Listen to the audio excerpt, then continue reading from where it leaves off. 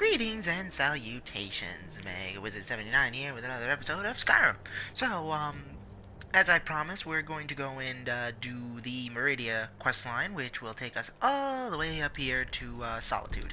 We'll deal with that in a minute. I just thought I'd just show off what basically, the thing, essentially the tuft of land you buy, the Lakeview Manor, to be specific. Mind you, when you complete that quest line, what you buy is the land. This house and all this stuff here, this, with the exception of just this, and this, there is basically nothing here. This you have to build basically by yourself, fortunately though, you'll have plenty of materials. You'll have like enough logs and stuff to basically get it done. You have like this right here that will basically produce the quartz you need, and this right here will produce the clay and all that stuff, and then like the logs are stacked right here. The thing about the logs though is that basically, when you do run out, and you will run out, you can go to any mill in Skyrim. This one right here is the closest, so that's the one that basically they would tell you to go to once you basically are running low on logs. But yeah, but basically any place will work. And it's the same going rate no matter where you are. It's pretty simple, really. And it's not that expensive either. But yeah, it's a fun little passing time. Like seriously, you can lose like just hours just by doing this alone. It's really fun. I recommend it if you haven't tried it yet. But anyway, so we're gonna be heading up to here. To do that, we're I guess I might as well let's see. Basically, okay, we'll have to go here so that we can take a carriage up to Solitude, because walking up there, that would probably take half the episode in its own right. And trust me, that dungeon we're going to be going to is no joke. So I'd rather have as much time as I want to get that done. Anyway, there we go. So I can take you to any of the hold capitals. Where do you want to go? take me to Solitude. Climb and back, and we'll be off.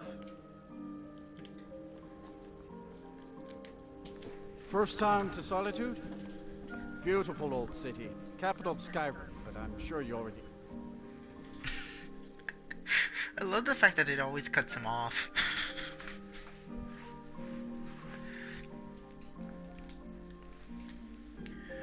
Oh boy. Anyway, fun little fact that I learned about Meridia. Basically, technically speaking, lore-wise, she's not a Daedra. She's actually a god, an Aedra, if you will. Fundamentally, an Aedra and a Daedra are the same thing. The difference is that basically an Aedra,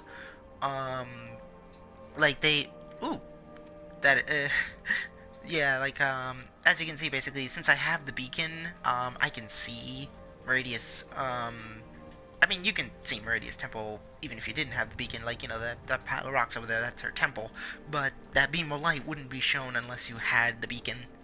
So, it's a good thing that they added to just basically, make it so, you couldn't miss it. But basically, fundamentally, the difference between an Aedra and a Daedra is that basically a Daedra does not physically exist on this plane as opposed to the gods. The gods actually do exist on this level of existence, according to the lore, they're technically all the planets here. Like, basically all the planets in this, star system, if you will, are, the gods, interestingly enough. But basically, and essentially, that's what makes the gods stronger, but at the same time weaker, because since they're physically bound here, they're not as powerful as they would be if they weren't, but because they do have a physical manifestation on this world, they will always be more powerful than the Daedra, because the Daedra physically have to, you know, appear from oblivion to basically manifest themselves here. And even then, it's not a physical manifestation. It's just nothing more than a shadow of what they are. Look at my temple lying in ruins. So much for the constancy of mortals, their crafts and their hearts. If they love me not, how can my love reach them?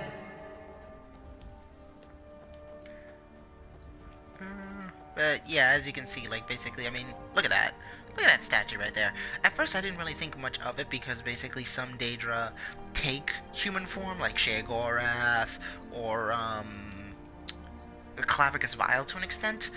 But, I mean, look at that. Does that scream demonic by any stretch of the imagination?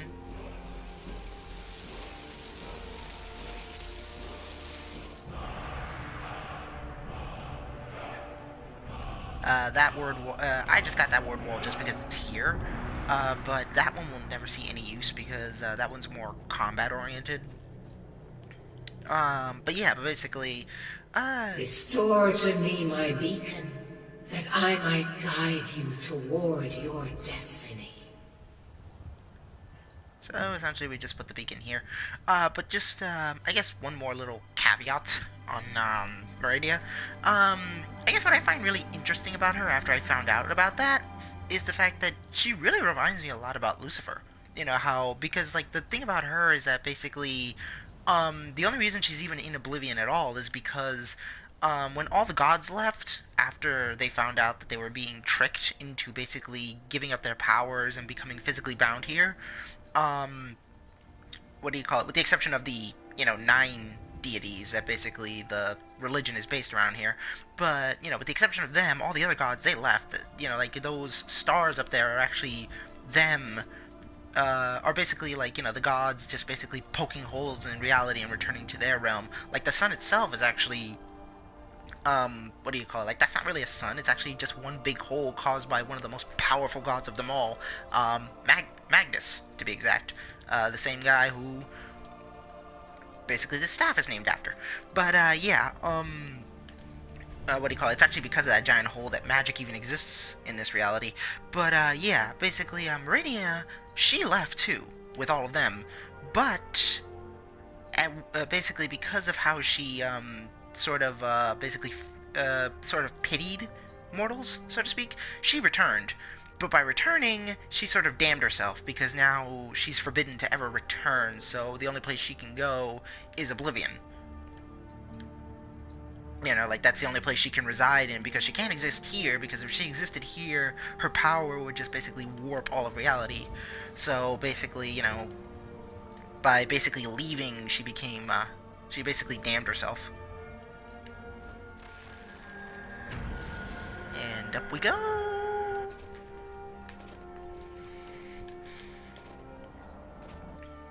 It is time for my splendor to return to Skyrim. But the token of my truth lies buried in the ruins of my once great temple, now tainted by a profane darkness skittering within. The necromancer Malkaran defiles my shrine with vile corruptions, trapping lost souls left in the wake of this war to do his bidding. Worse still, he uses the power stored within my own token to fuel his foul deeds. I have brought you here, mortal, to be my champion. You will enter my temple, retrieve my artifact, and destroy the Defiler. Man, like, even her words just basically speak the fact that she's a god. Because, she's not basically asking us to do something, she's telling us. Granted, all Daedras are like that, but, it's just, I don't know. I just find it interesting, really, that gods usually don't, give us much of a choice. But a single candle can banish the darkness of the entire void. If not you, then someone else. My beacon is sure to attract a worthy soul. But if you are wise, you will heed my bidding. Go now. The artifact must be reclaimed, and Malkorin destroyed. Malkorin has forced the doors shut, but this is my temple, and it responds to my decree. I will send down a ray of light. Guide this light through my temple, and its doors will open.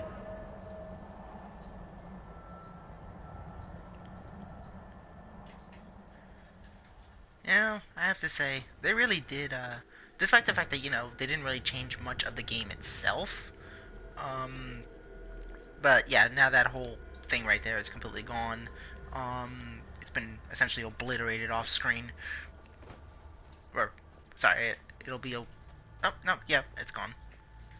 Like, yeah, just go in here. But yeah, I will say that basically, credit where credit is due. While they didn't fundamentally change much about the game, you know, like, the glitches are still here and all that stuff, I will say that I am quite pleased with the fact that they, what do you call it, like, at least, tweaked certain things that basically just were, you know, just really ugly to look at. Like, for example, like that, what Meridia was, that beam of light before, it was like a really bright, ugly thing, but now it's actually been touched up and it actually looks like, it looks very pleasing to the eye. I mean, it's still an orb of light, but, I don't know, it just looks better now.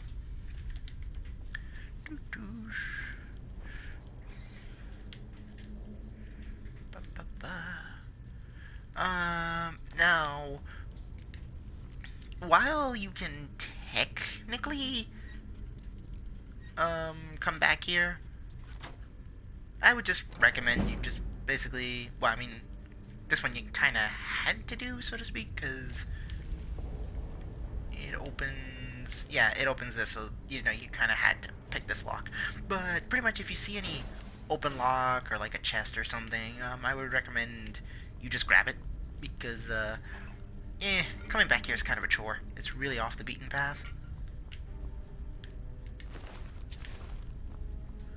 I would also recommend looting as many of those corpses, because they have a fair amount of... Oh, wait, no, I was wrong. Sorry. This is a sideward path. Yep, see? That's just an Ordic sword.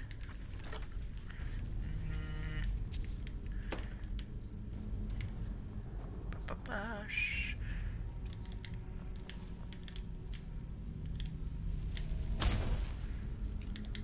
But yeah, like, most of these bodies will have, like, between 20, they'll have, like, between, I think, 15 and 20 gold a piece. So that's actually, that's a good amount of change. Alright. Now, we're mostly going to be dealing with undead here. I probably should have brought, I probably should have bought Turn Undead. It would have actually been a very good thing to use. Alright, so this is the gimmick here. You just activate this, turns that on, and it removes these dark barriers that are blocking the doors. It's pretty simple. Well, okay, I stand corrected. That was 75 pieces right there, so yeah, but loot to your heart's content.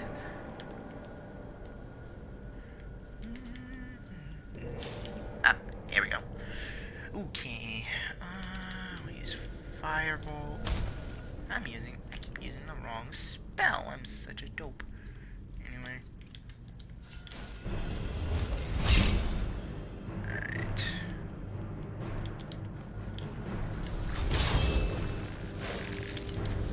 Right.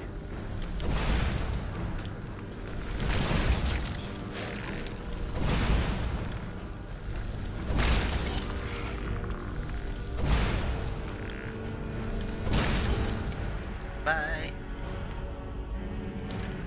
Yeah, all they usually drop is just their weapons, usually. So, killing them is probably not worth the effort. Yeah.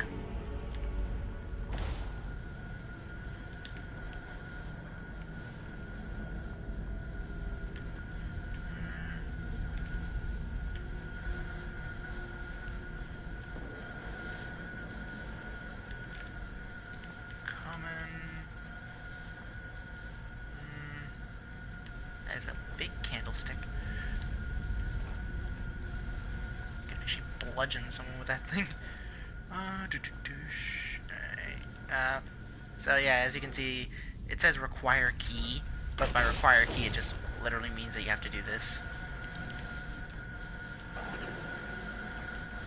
See? This side path open too. Oh wait, no, this isn't a side path. That right there is actually a side path.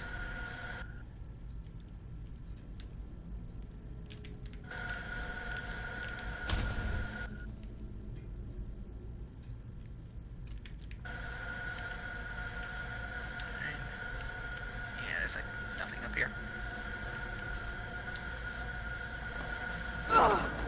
Yeah, don't walk into that. That it hurts. Hurts a lot.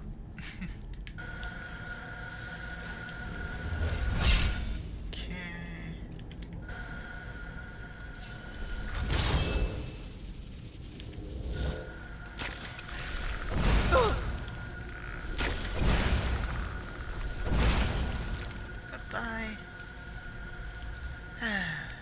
Yes.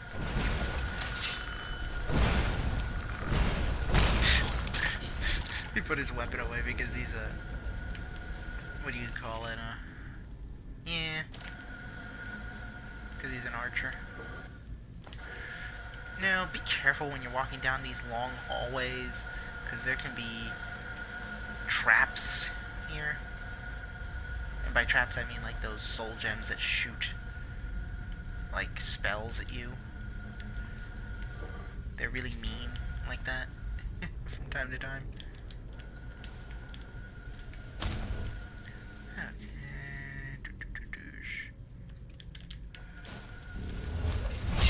Touch that up.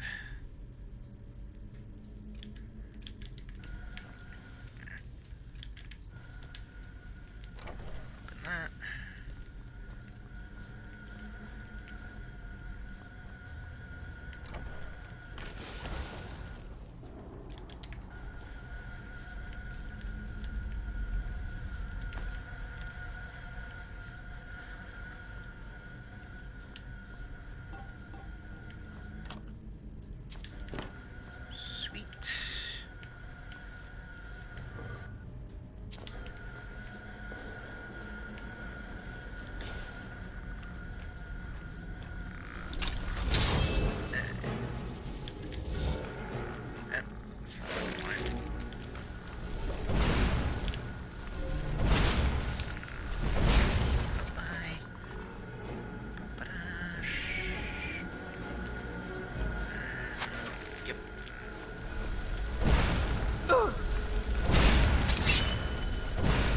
He actually got a sword. That's interesting.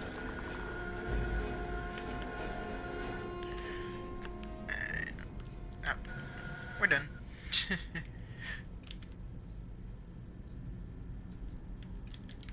Dash. Ooh. 75 a pop. That's the only way. That's how I like my loot. Just tons and tons of money. I mean, granted, of course, we are in a tomb, so I suppose it makes some manner of sense. Not entirely, but eh. Just makes me wonder, like, why do so many people, like, what are they doing with all this money?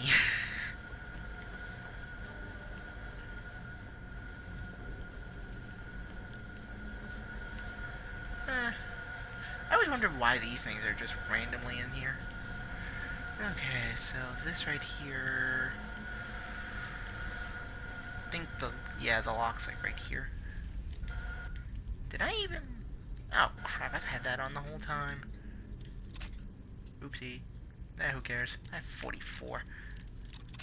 I went on a spending spree and bought a ton of these. Not that I really need that many, but I would just like having an ample amount since they don't weigh anything. Of course, I still hate wasting. Boom. There we go. That opens that.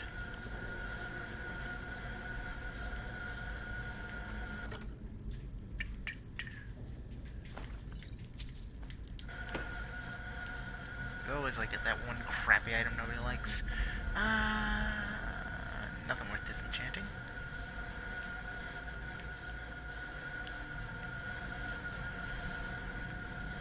You could actually make that jump. I just chose not to. There we go. And now that door's open. Alright. I don't think there's anything else down here. Nope. Alright. Let's go then.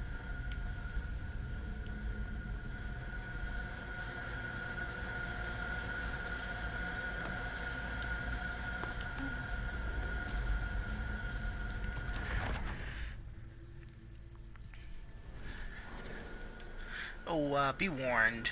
If, that's so cool. It's like you're lighting a path. But yeah, but be warned, about this place. What do you call it? Like, basically, even though you're still technically in the dungeon, because, if I recall, you can't fast travel from the spot, because you're still considered inside the dungeon, but,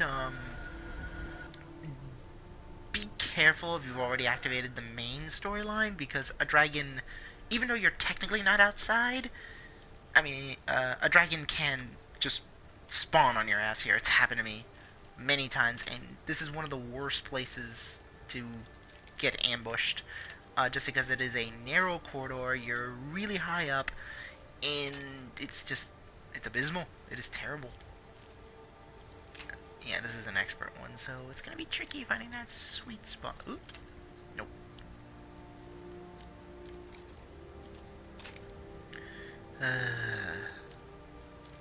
Nope.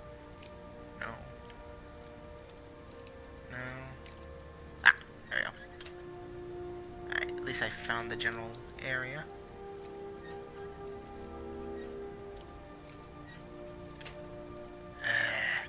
It's always annoying when you're just like close enough that you can basically turn the whole damn thing, but there we go. Alright. It always sucks when it kinda, and I mean, a chest like that, it shouldn't have anything but amazing stuff in it, to be honest. But, and it did, except for the fact that it had that piece of crap in there.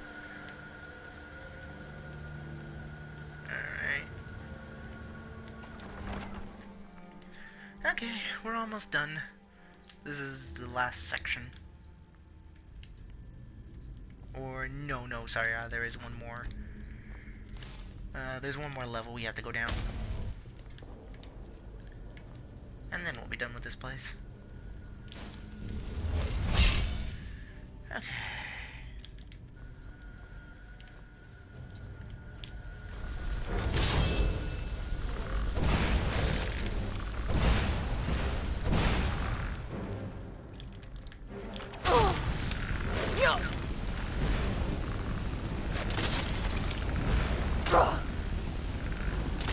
There we go.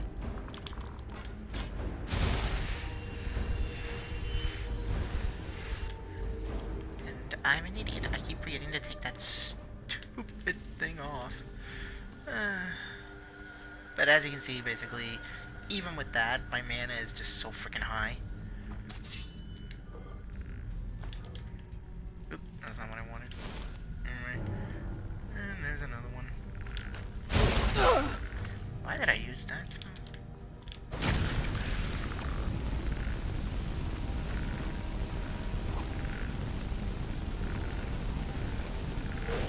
You're dead. Alright, where's you? Oh yeah, the other one's up there.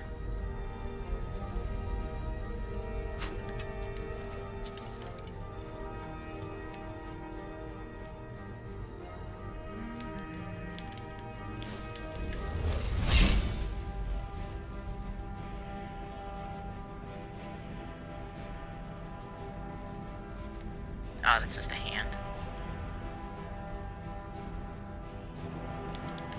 I mean, he's on the second level. He really can't hurt me, so...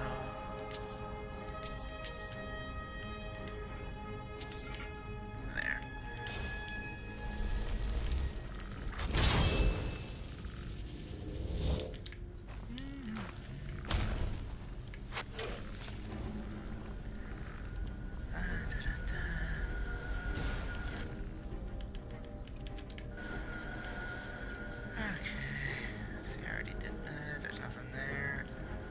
Up we go then.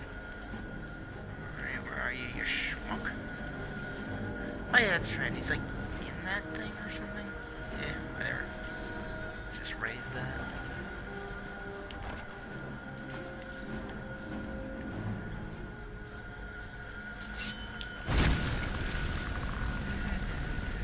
Burn, burn, burn.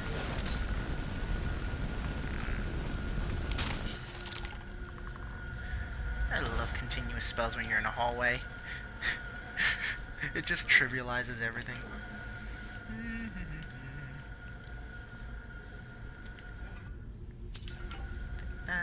That's empty.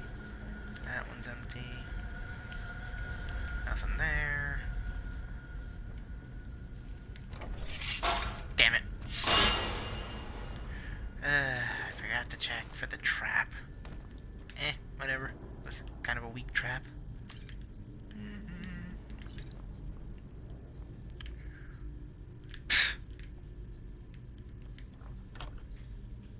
It's kind of a letdown. Usually these are the ones you really want to look for because they tend to contain precious gems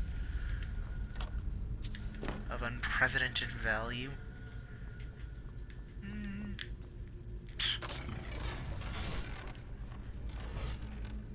There we go.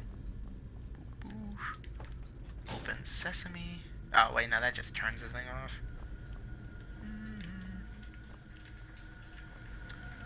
Okay, now we just go in here and... Yep.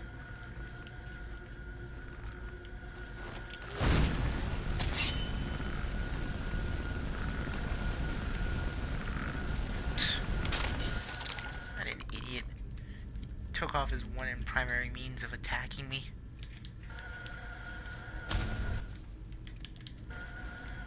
Alright, that's still locked until I open it. Useless.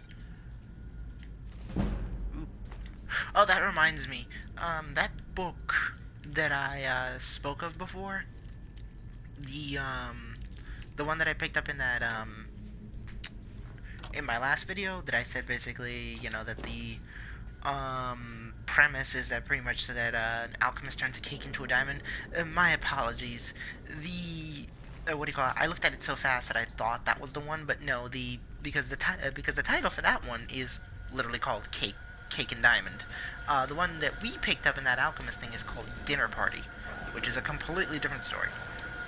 I think it had to do with Boethia, if I recall, when I skimmed through it.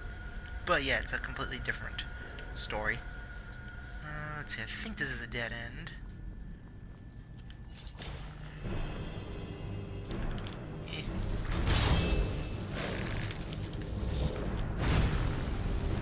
Man, they never learn, do they?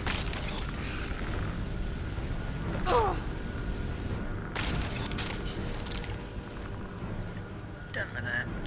Alright.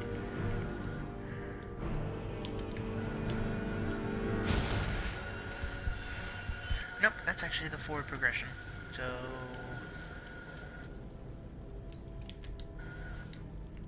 check. Yep, so this is a dead end.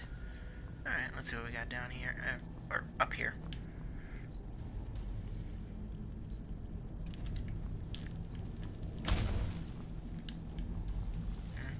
It's kind of annoying how dim these places look. Take that. That was a trap. Pressure plate.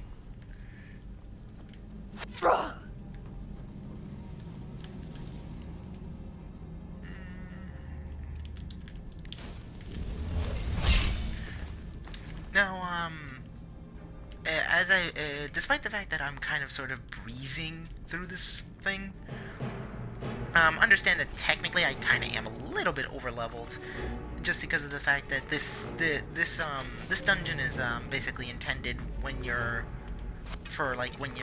ranked 10. So so essentially, you know, not to mention also I have sort of high-end equipment in regards to the Archmage's robes and stuff that just basically make me that essentially make me into a spellcasting machine. But understand that this dungeon is supposed to be fairly difficult, like more difficult than most things you've tackled up to this point. So, you know, even though I'm making it look relatively easy, don't think that it's supposed to be this easy. And to be fair, I don't care what freaking level you are, the boss of this dungeon is an asshole. Oh wait, no, you had to come up here. Because you had to do this. This was a 3-piece puzzle. Boom. There we go.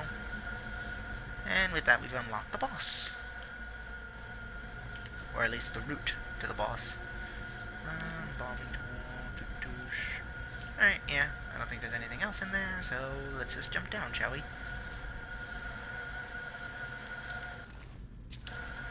Thank you for your contribution.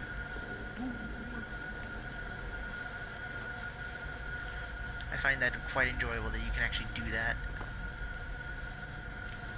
Okay. Yep. Alright, quick save.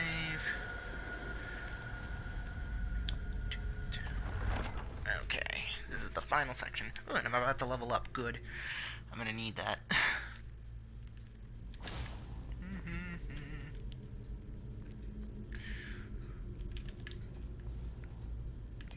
Let's see.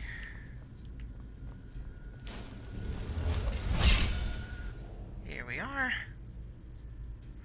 Now, the thing you need to understand about this boss is that down that way, here, I'll show you. He's like literally right behind that door, so to speak, anyway.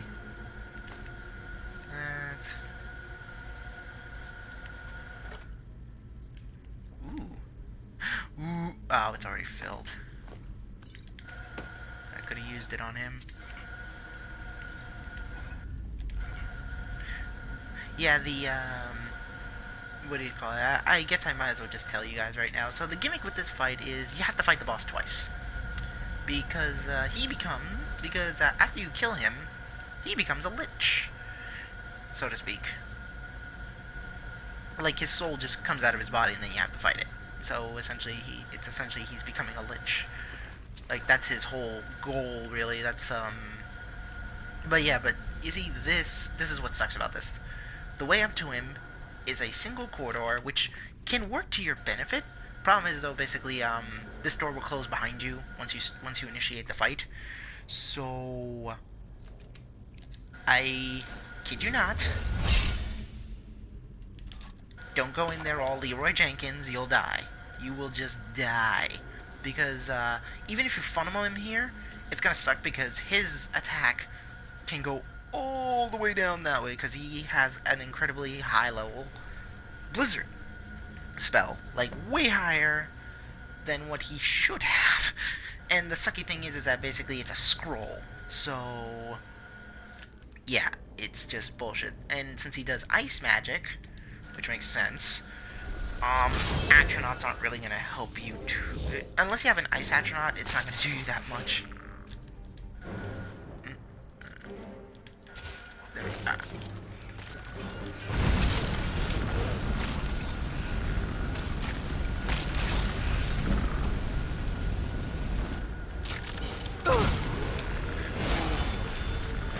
Thin the herd. Thankfully he can't, like, reanimate his dead buddies, but yeah. Alright, there we go. Alright, now all that's left is just him, and oop. Let's quick save. Where is it?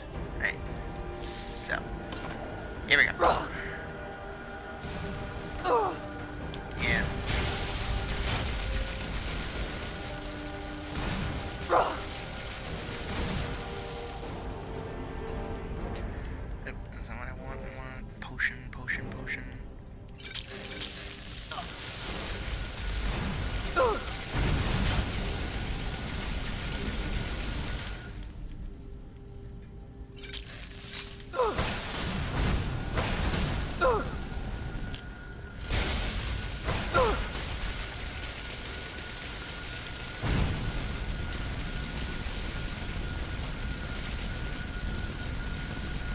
Yeah, he has a lot of health.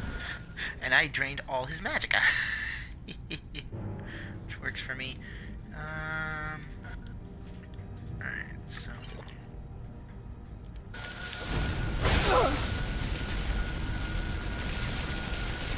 Yeah, this is kind of cheap what I'm doing, but seriously, you don't want to fight this guy by any other way.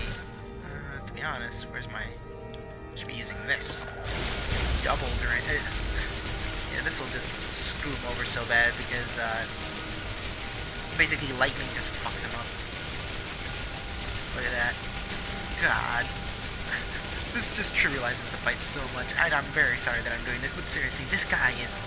He's not worth it. Don't fight fair with him. I kid you not. Don't fight fair with this guy. Be cheap. Be a jerk. Do whatever it takes. Just kill him. Kill him with a passion.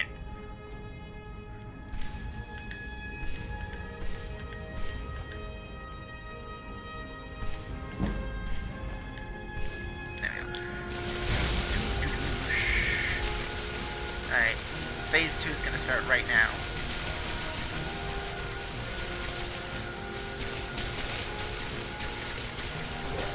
Alright. Now.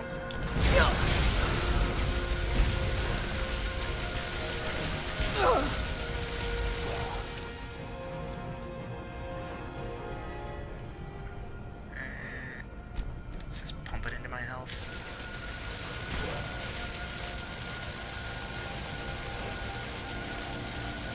Yeah, he has an ice cloak on, so I would not recommend being close to him.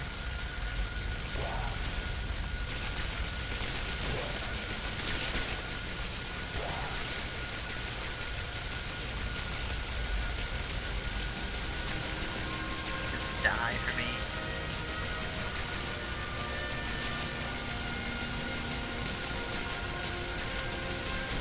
And... booyah. It is done. The Defiler is defeated. Take Dawnbreaker from its pedestal. Yeah, soon enough. Ba-bash.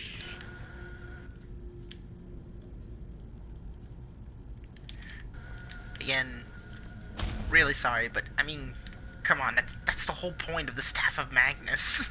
That is literally the point of it. Like, the whole point of it is to just basically drain the magicka of basically cheap mages like him. We're assholes.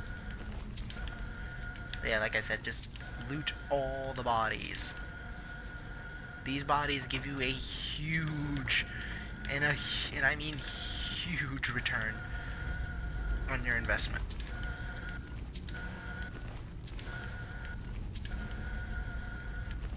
Alright, that one's empty.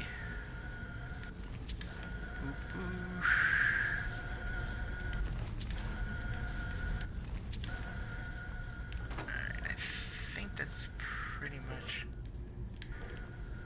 Alright. But yeah, seriously, like, every little bit of money here is just gravy on top of the real prize, which is that sword. Alright, I think that's it. Alright, let's get the hell out of here. I got that one? Yep. Alright. Thank you. And now we get a nice, convenient teleport.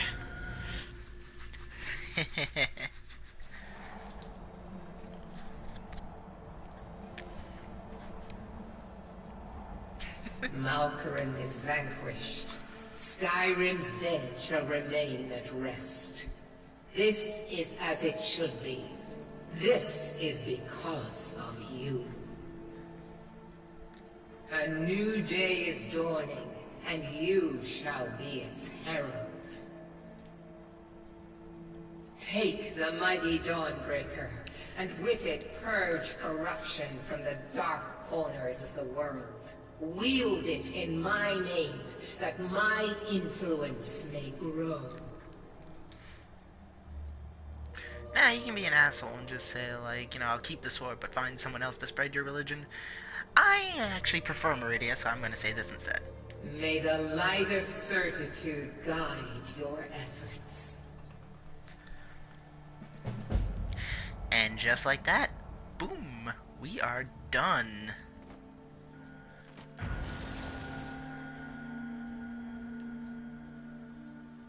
There we go. Yeah, here's the reason why you wanted to basically loot that place completely clean.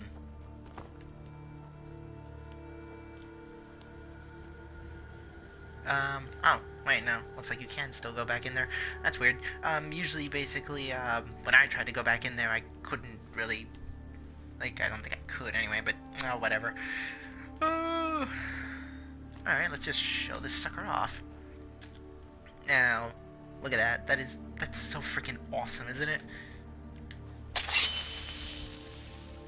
So, yep, this is Dawnbreaker. It deals fire damage as well as also has, you see, it burns for 12 points, and when killing undead, a chance to cause a fiery explosion that turns or destroys nearby undead. So essentially, if the undead are a certain level, they'll die instantly, or if they're too high for that, they'll just run away, like cowards. And it's not just, and by undead, they don't just mean draugrs. It works on anything that is technically considered an undead. That's a spirit, I think a wisp, to an extent, counts, too. And also, vampires. This is basically a vampire slayer's wet dream. This is, like, the best sword you can have if you're gonna do a vampire hunt. Which basically is great, because this sword is essentially going to replace, where is it? It's essentially going to replace this spell. I'm not going to be using that spell anymore, because now that I have this sword, this will be my primary and go-to weapon that I will basically have on me at all times. But, yeah. And basically, since we're going to be going into a vampire-infested cave for Clavica Vile's quest, it just makes sense that I, did this quest first. But, yeah, so that's it. That is Meridia's questline, my favorite Daedra out of all the 13 known Daedra. You know, a Daedra who's technically not a Daedra, but a god. A fallen angel, if you will. She literally looks like an angel. As you can see, like, you know, those are actually wings right there and all. But, yeah, I've rambled long enough anyway. So, until next time, though, this is Mega Wizard 79 bidding you all adieu.